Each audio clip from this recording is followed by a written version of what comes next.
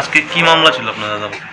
আজকে মাননীয় additional session জাজ শ্রী দেবাশিস কর একটি মামলা যার নাম্বার ST টাইপ 1/10/2016 উক্ত মামলায় একটি আসামি আলী হোসেনের বিরুদ্ধে একটি চূড়ান্ত রায় প্রদান করেন এবং রায় প্রদানকালে মাননীয় আদালত অভিযুক্ত আসামিকে ভারতীয় দণ্ডবিধি 376 ধারায় 10 বছরের সশ্রম কারাদণ্ড প্রদান করেন, সাথে 1 লাখ টাকা জরিমানার নির্দেশ দেন।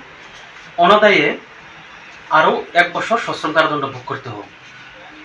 এই মামলার অভিযোগ ছিল 2012 সালে অভিযুক্ত আসামি আলী হোসেন বিশ্রামগঞ্জ থানার অধীনে একজন উপজাতি মেয়েকে ধর্ষণ করে এবং পরবর্তী সময়ে তার মেয়ে বাবা বিশ্রামগঞ্জ থানাকে লিখিত অভিযোগ দায়ের করে আসামির বিরুদ্ধে।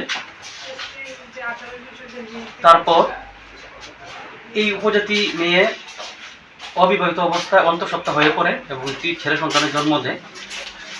পরবর্তী সময়ে পুলিশ উক্ত মামলা তদন্ত করে আসামির বিরুদ্ধে ভারতীয় দণ্ডবিধি 376 দ্বারা চার্জশিট সাবমিট করে এবং বিচার প্রক্রিয়া শুরু হয়। বিচার প্রক্রিয়া শুরুকালে সরকারি পক্ষের টোটাল 16 জন সাক্ষ্যপক্ষ গ্রহণ করা হয় এবং আসামির তরফ থেকে 3 জনের সাক্ষ্যপক্ষ গ্রহণ করা হয়। মাননীয় আদালত সাক্ষ্যপক্ষ গ্রহণ করার পর আজ উক্ত মামলায় অভিযুক্ত আসামির বিরুদ্ধে তার চূড়ান্ত রায় প্রদান করেন। এই ঘটনার কোন অফিসার তদন্ত করেছিল? এই ঘটনায় একজন অফিসার হেমপদ পাল, তারপরে ছিলেন পার্থ মুন্ডা আর একজন প্রীতম চাকমা, 3 জন অফিসার ছিলেন, তদন্ত করেছিলেন বিশ্রামগঞ্জ থানা। মামলার তারিখটা কবে ছিল? এটা 2012 সালে মামলা হয়েছিল।